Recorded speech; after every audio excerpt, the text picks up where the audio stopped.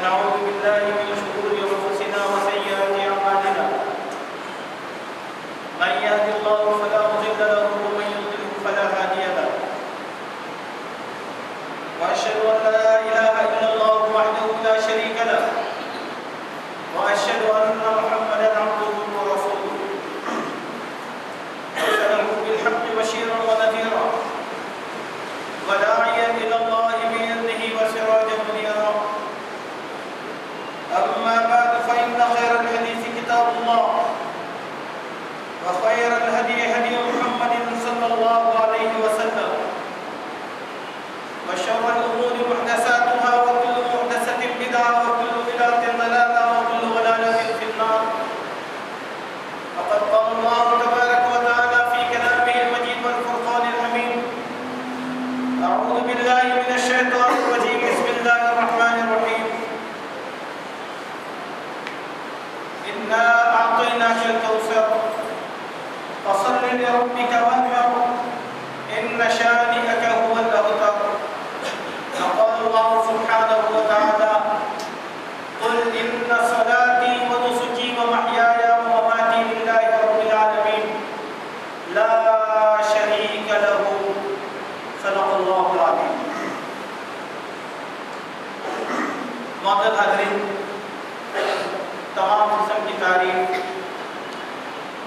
توصیف، بزرگی، برتری اور بڑائی اللہ وحدہ لا شریک کے لیے لائق ہے، جس نے اپنے فضل و کرم سے ہم سب پر بڑے ہی احسانات فرمائے ہیں. ہم اپنی پوری زندگی کسی بھی حال اس کے احسانات کا بدلہ یا اس کی شکر گزاری ادا نہیں کر سکتے. جو بھی لمحہ ہمیں میسر آئے، ہر لمحہ ہم اللہ تبارک و تعالیٰ ہی کی کبریائی اور بڑائی بیان فرمائیں، کیونکہ اس نے ہم سب کو مسلمان بنایا، نبی کریم صلی اللہ علیہ وسلم کے امتی ہونے کا شرف بخشا، کائنات کی بیش بہا نعمتیں ہم پر نچھاور فرمایا ہے. بے شمار درود و سلام سید المرسلین والآخرین خاتم النبیین محمد رسول اللہ صلی اللہ علیہ وسلم کی ذات مطہرہ پر کہ آپ نے اللہ کا دین ہم تک مکمل طور پر پہنچا دیا ہے. اس دین میں کسی قسم کی کوئی کمی نہیں ہے اور نہ رہنے کی کوئی گنجائش نہیں ہے. معزز حاضرین، اس وقت ہم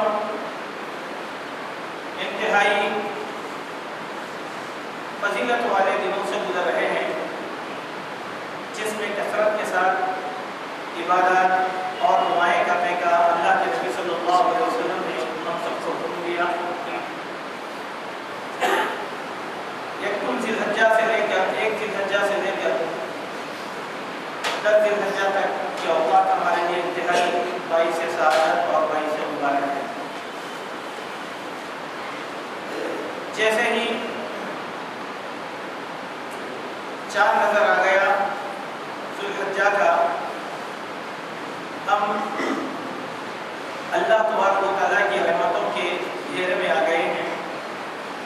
اب جو لوگ ان 10 دنوں کی اہمیت کو جانتے ہیں، بلا شبہ وہ لوگ اس کی برابر قدردانی بھی کر رہے ہوں گے.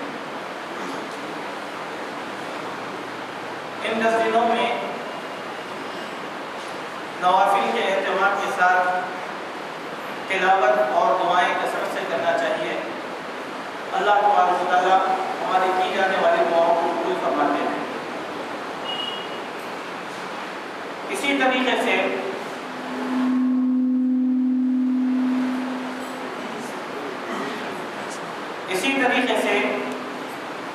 ان 10 دنوں میں ایک دن آتا ہے عرفات کا، جہاں پر حاجی حضرات میدان عرفہ میں جمع ہو جاتے ہیں، جو اصل حج ہے. اور عرفہ کی مناسبت سے ہم سب کو عرفے کا ایک روزہ رکھنے کی تلقین کی گئی، جو ہمارے 1 سال کے گناہوں کو معاف فرما دیتا ہے. عمومی طور پر بہت سے لوگوں کو عرفے کے روزے کے بارے میں کچھ بھی نہیں معلوم. بعض چیزیں ہمارے پاس ہمارے سماج میں ایسی رائج ہو گئی ہیں جن کی کوئی حیثیت یا کوئی دلیل نہیں ہے، لیکن لوگ اس دن روزہ رکھتے ہیں. مثال کے طور پر آپ دیکھیں کہ 12 ربیع الاول کو لوگ روزہ رکھنا شروع کر دیے، حالانکہ 12 ربیع الاول کو روزہ رکھنے کی کوئی اللہ کے نبی صلی اللہ علیہ وسلم سے نہ سند ہے، نہ حدیث ہے، نہ صحابہ کا عمل ہے، نہ ثبوت ہے، بس اپنے من میں آیا اور روزہ رکھ لیا۔ اسی طریقے سے بعض لوگ دین نہیں جاننے کی وجہ سے 13 تیزی کے دن بھی روزہ رکھ لیتے ہیں۔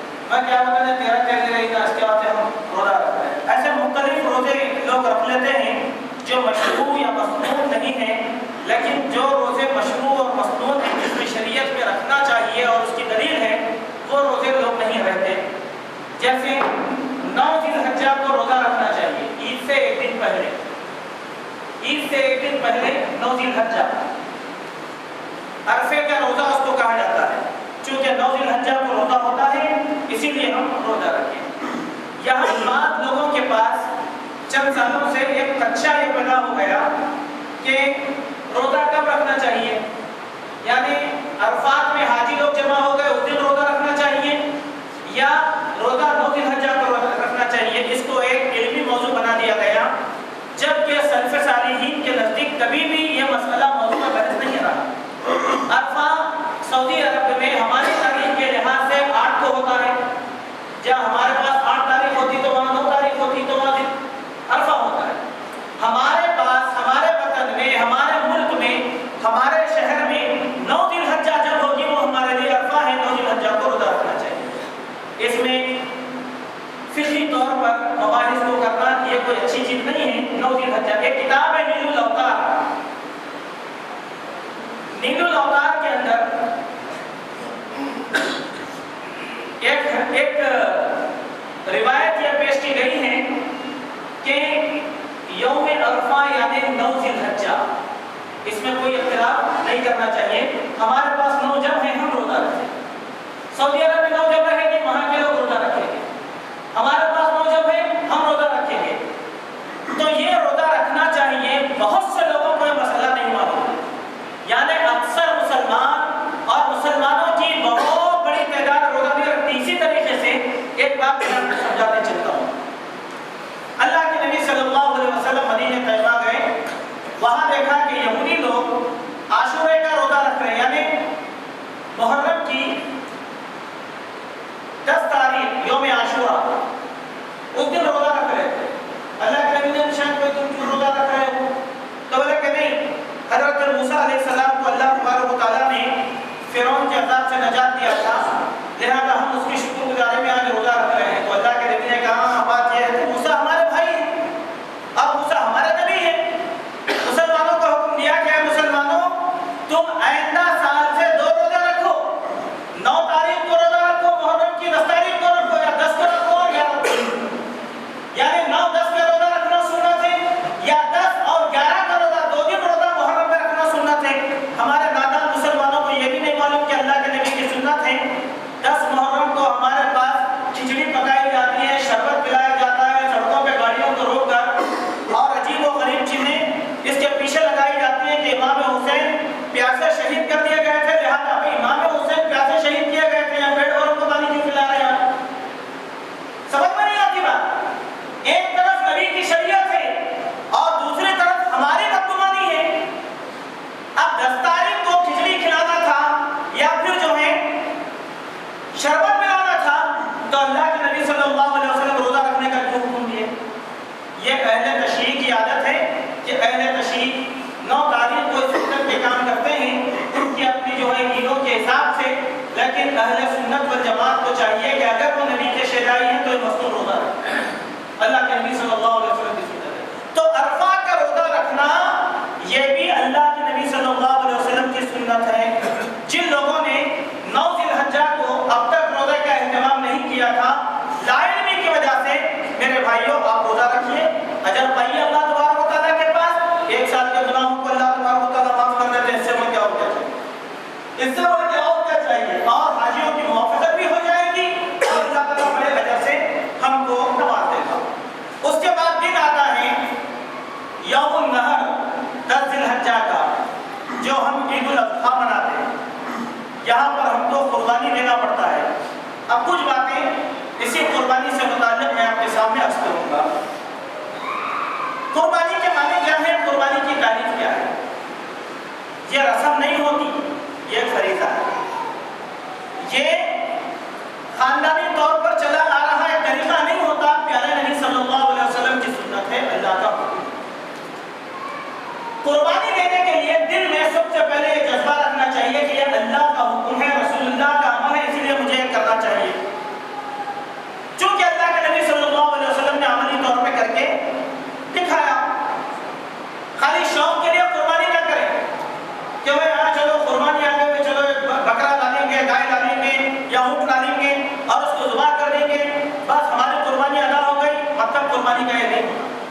قربانی کے معنی کیا ہے، قربانی کی تعریف کیا ہے، اس قربانی کو ہم سمجھنے کی کوشش کریں۔ قربانی سے مراد وہ جانور ہیں جو عید کے دن اللہ کا تقرب حاصل کرنے کے لیے ذبح کیا جاتا ہے۔ عید کے دن اللہ کا تقرب حاصل کرنے کے لیے ذبح کیے جانے والے جانور کو قربانی کا جانور کہتے ہیں۔ اب تھوڑی دیر کے لیے سوچو، جو جانور اللہ کے تقرب کے لیے ذبح کیا جا رہا ہے وہ جانور کی کتنی بڑی فضیلت ہوگی۔ اسی لیے اس کو کچھ احکام بتائے گئے کہ جانور صحت مند ہو، تندرست ہو، معیوب نہ ہو، عیبدار نہ ہو، داغدار نہ ہو، ایسے ویسا جانور لنگڑا اپاہج نہ ہو، بلکہ وہ اللہ کے لیے ذبح کیا جا رہا ہے، لہذا وہ اچھی چیز اللہ کے سامنے دیں۔ کیونکہ اللہ تبارک و تعالیٰ نے نیکی کی تعریف میں یہ بات بیان فرمایا، لَن تَنَالُوا الْبِرَّ حَتَّىٰ تُنْفِقُوا مِمَّا تُحِبُّونَ، تم نیکی کو اس وقت تک نہیں حاصل کر سکو گے جب تک کہ جو چیز تم کو حد سے زیادہ محبوب ہے وہ چیز اللہ کے راہ میں قربان نہ کرو، وہ چیز اللہ کے راہ میں اللہ کے تقرب کے لیے قربان نہ کر دو۔ اسی لیے جانور کیسا چاہیے، صحت مند، فربا، عیب سے پاک، جذبات کے ساتھ اس کو خریدنا چاہیے۔ کیوں؟ اللہ تبارک و تعالیٰ کے سامنے۔ مثال کے طور پہ ایک مثال میں آپ کو دیتا ہوں، اور ایسی مثال نہیں دینا چاہیے ہم کو، چونکہ اللہ کے معاملے میں مثال نہیں دینا چاہیے، لیکن کیا کریں، لوگوں کا دل اتنا چھوٹا ہو گیا، بات کو سمجھتے تھے۔ آپ ایک شادی میں جاتے ہیں، شادی میں جاتے وقت آپ ایک تحفہ لے جاتے ہیں، تحفہ کس کے یاد سے لے جاتے ہیں؟ اپنے اسٹیٹس کو، اپنے مقام کو، اپنے مرتبے کو سامنے رکھ کر تحفہ لے، جو چاہے وہ تحفہ نہیں خریدتے ہم، نہیں دیں یہ بھی ہے۔ وہ لوگ بولیں گے کہ وہ کیا کریں گے، اتنا بڑا آدمی ہے، شادی میں آیا، خاندان کا بڑا ہے، ایک تحفہ تک نہیں دیا، تانا دیں گے، یہ ڈر انسان کو ستاتا۔ تو انسان کیا کرتا، بازار کو جاتا، حسب لیاقت تحفہ خریدتا، حسب لیاقت یعنی سماج میں اچھا بھی ہو، دیکھنے والے کو پسند بھی آئے، لوگ اس کی واہ واہ بھی کریں۔ تو میرے دوست، اللہ کے تقرب کے لیے جب ہم کوئی چیز دے رہے ہیں تو کس معیار کی چاہیے، یہ ذرا آپ کو ذہن میں رکھیے۔ عمومی طور پر ایسے بات آتے ہی اس سے پہلے لوگ مختلف سوالات کرتے ہیں، وہ صاحب بازار میں کھڑا، وہ کام کر رہا تھا، پھٹے ہوا ہے، وہ داغ کر رہا، ٹوٹا ہوا ہے، وہ لاتے وقت جانور ایسا ہو گیا نہ تھے، آپ نیت کیوں مت کر رہے ہیں، عیب دار نہیں دینا ہے، آپ کا دل مطمئن ہے، مت خریدو۔ سو سوال بھی اچھا، جو آپ پیسہ دے رہے ہیں، پیسہ دینے کے بعد اچھی چیز خریدو، کیوں دے رہے کس کو، اللہ تبارک و تعالیٰ کے نام پر آپ دعا کر رہے ہیں تو پھر اچھی چیز لو، سو سوال مت کرو۔ لوگوں کو سوال کرنے کی بڑی عادت پڑ گئی، نہیں مرزا وہ عیب نہیں ہوتا، وہ خاندانی طور پر وہ جنگلوں میں ایسا ہو جاتا، کبھی کبھی ایسا ہوتا، یہ سو سوال نہیں ہونا اللہ کے واسطے، چونکہ دے رہے کس کے لیے، اللہ تبارک و تعالیٰ کے واسطے۔ پارے کیا، اجر، تو اجر کی امید میں اللہ کے لیے اچھے سے اچھی چیز دینا چاہیے۔ تو قربانی وہ جانور جو اللہ تبارک و تعالیٰ کے نام پر اللہ کے تقرب کے لیے دیا جاتا ہے، اس جانور کو قربانی کا جانور کہتے ہیں۔ قربانی کا حکم اللہ تبارک و تعالیٰ نے قرآن میں دیا، جیسے سورہ کوثر میں اللہ تبارک و تعالیٰ نے فرمایا فَصَلِّ لِرَبِّكَ وَانْحَرْ، اے نبی اللہ کے لیے نماز پڑھو اور اللہ ہی کے لیے قربانی، اللہ کے لیے نماز پڑھو، وَانْحَرْ، نہر کہتے ہیں قربانی کرنا، وَانْحَرْ اللہ کے لیے نماز پڑھو اور اللہ کے لیے قربانی دو۔ مسئلہ خلاص، معلوم یہ ہوا کہ قربانی کا حکم اللہ تعالیٰ نے قرآن مجید میں دیا۔ اب ہم قربانی کے ساتھ ایک بات کو اپنے ذہن میں رکھنے کی کوشش کریں کہ قربانی جب ہم دیتے ہیں تو اس وقت ہم اللہ تبارک و تعالیٰ سے اقرار کرتے ہیں، وہاں پر بھی قربانی کریں گے۔ اللہ نے کہا قل، اے نبی آپ کہو، ان صلاتی، بے شک میری نماز، ونسکی، بے شک میری قربانی، ومحیایا، بے شک میرا جینا، بے شک میرا مرنا للہ رب العالمین دونوں جہانوں کے لیے پروردگار کے لا شریک لہو اس اللہ کے ساتھ اس ذات کے ساتھ کوئی شریک نہیں ہے. تو یہاں پر بھی قربانی کا ذکر ہماری جان ہمارا مال ہماری قربانی کس کے لیے ہو؟ اللہ تبارک و تعالیٰ کے لیے. چلیے چلتے چلتے ایک عقیدے کی بات بھی آپ سن لیجیے. نماز کس کے لیے ہے بھائی؟ اللہ کے لیے. قربانی کس کے لیے ہے؟ اللہ کے لیے. جینا کس کے لیے؟ اللہ کے لیے. مرنا کس کے لیے؟ اللہ کے لیے. یہ پوری عبادت ہے اللہ کے لیے خاص. اب ایک سوال ہے کہ جو عبادت خالص اللہ کے لیے کی جاتی ہے کیا وہ غیر اللہ کے لیے کی جا سکتی؟ نہیں. شرک کے معنی کیا ہے؟ ہر وہ چیز جو اللہ کے ساتھ کیا جانا چاہیے تھا اللہ کے معاملات کو غیر اللہ کے ساتھ کرنے کا نام کیا ہے؟ شرک. چھوٹی تعریف ہے شرک. لوگ نہیں سمجھتے اس تعریف کو. ہر وہ کام جیسے نماز پڑھتے ہیں آپ نماز میں کیا کرتے ہیں؟ نماز میں بات ہو کر کھڑے ہو جاتے ہیں قبلہ رخ ہو کر کھڑے ہو جاتے ہیں ادب کے ساتھ. پھر اس کے بعد تکبیر بولتے ہیں اللہ اکبر اللہ بڑا ہے بولتے. اس کے بعد کیا کرتے ہیں؟ اللہ اکبر بول کے رکوع کرتے ہیں. دوسرا کام. پھر سمیع اللہ لمن حمدہ بول کر کھڑے ہو جاتے ہیں قیام. پھر اللہ اکبر بول کے سجدہ کر لیتے ہیں. پھر آخری کام اللہ اکبر بول کے سجدہ کر لیتے ہیں. معنی کیا ہوئے؟ قیام رکوع سجدہ اور خیرہ یہ چار چیزوں کا نام ہے نماز. اگر ان میں سے ایک بھی کام اللہ کو چھوڑ کر غیر اللہ کے لیے کر لیا جائے تو شرک ہو گیا. جیسے ایک بڑا آدمی آیا میں تو جھگانے کے لیے بول رہا ہوں بھائی صاحب صاحب صاحب صاحب صاحب کرو عبادت ہو کے اس کے ہفتے کھڑ گیا چپلوسی کر رہا ہوں اس میں شرک نہیں کر رہا. چپلوسی نہیں کر رہا. سامنے والا ہمارے کام کے لیے بیٹھا ہوا کرے گا. غیر مسلموں کا قصور کیا ہے؟ غیر مسلم لوگ کیا کرتے ہیں؟ اپنے بتوں کے سامنے جا کر یہی کام کرتے ہیں. سجدہ کر لیتے رکوع کر لیتے چاپلوسی کر لیتے بادل ہو کر کھڑے جاتے اس کا خوف دل میں بٹھا لیتے. اسی لیے کیا ہوتا ہے وہ لوگ شرک کرتے ہیں. ہر وہ کام جو اللہ کے لیے کرنا ہے وہی حال قربانی کا ہے. اب ہمارے پاس یا اکثر مسلمانوں کو یہ بات سمجھ میں نہیں آتی کہ قربانی کس کے لیے دینا ہے؟ اللہ کے لیے. کیوں وعدہ کرے گا اللہ سے سورہ انعام میں میری قربانی اے اللہ تیرے لیے ہے. میری قربانی تیرے لیے ہے. پھر میرے دوستوں ذرا یہ بات بتاؤ غیر اللہ کے نام پر جو جانور ہمارے پاس ذبح کیا جاتا ہے وہ کیا شرک نہیں ہوا؟ جو کام اللہ کے لیے ہونا تھا غیر اللہ کے لیے ہم. جیسے لوگ پیران پیر کا مہینہ کہہ کر بکرے کو پالتے ہیں. کیوں میں پیران پیر کے مہینے میں دعا کروں گا بھائی مہینے کا نام رکھ لیا شیخ عبد القادر جیلانی رحمۃ اللہ علیہ جو عظیم محدث مسلم اللہ والے دیندار مبلغ دائی اللہ کے نبی کی سنت کو قائم کرنے والے تھے. ان کے نام سے بکرا پالتے تھے. نام کس کا رکھے آپ؟ تیرا وہ پیران پیر کے وقت میں کاٹوں گا بولے. نام کس کا رکھے؟ اللہ کا رکھے. چلیے کبھی بعض مزاروں کے درگاہوں کے عرس کے وقت ہم لوگ جانور پالتے ہیں. بولے کہ نہیں میرے فلاں جانا ہے میرے کو ماں کے واسطے یہ جانور. کس کے واسطے کرے آپ؟ اللہ کے واسطے. یا سمجھو بات کو بات وہ کرنا غلط ہے صحیح ہے بعد میں سمجھو. پہلے بات سمجھو ہر وہ قربانی جو اللہ کے نام پہ دیا جانا چاہیے تھا وہ غیر اللہ کے نام پہ دینا شرک ہے. اور شرک کے بارے میں اللہ نے کہا وَمَن يُشْرِكْ بِاللَّهِ فَقَدْ ضَلَّ ضَلَالًا بَعِيدًا.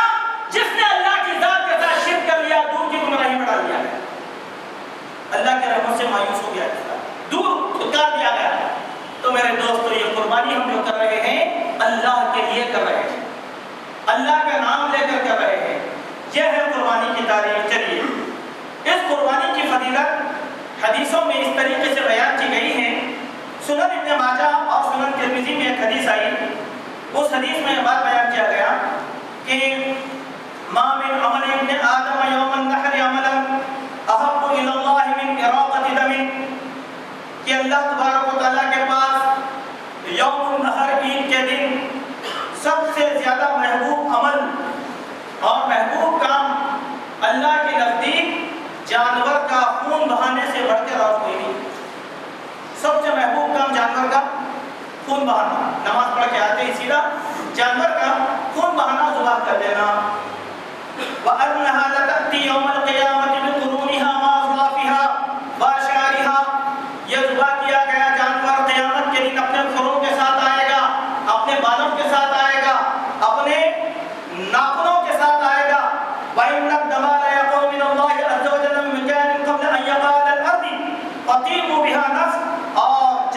اس جانور کو ذبح کر دیا جاتا ہے تو پھر وہ خون زمین پر گرنے سے پہلے اللہ تعالیٰ ایسے ذبح کرنے والے کی مغفرت فرما دیتا ہے۔ کتنی بڑی بات ہے دیکھیے، اللہ تبارک و تعالیٰ یہ خون زمین پہ گرنے سے پہلے امر ہو نہیں بھائی یہ کیا ہے خونی بہانا نہیں، اچھا بہانا خون، اچھا بہانا، نماز پڑھ کے آتے ہی خون بہا دینا اللہ تعالیٰ، کیا جانور ضائع ہو گیا؟ نہیں، قیامت کے دن یہی جانور اللہ تبارک و تعالیٰ کے سامنے اصلی حیات میں لایا جائے گا اور وہ اجر ہم کو اللہ تبارک و تعالیٰ عنایت فرما دے گا۔ صحابہ کرام رضوان اللہ علیہم اجمعین نے نبی کریم صلی اللہ علیہ وسلم سے پوچھا کہ یا رسول اللہ صلی اللہ علیہ وسلم قربانی کا مقصد کیا ہے؟ قربانی کا مقصد کیا ہے؟ تو اللہ کے نبی صلی اللہ علیہ وسلم نے فرمایا تمہارے باپ ابراہیم علیہ السلام کی یہ سنت ہے۔ مقصد کیا ہے؟ حضرت ابراہیم کی سنت کو زندہ رکھنا۔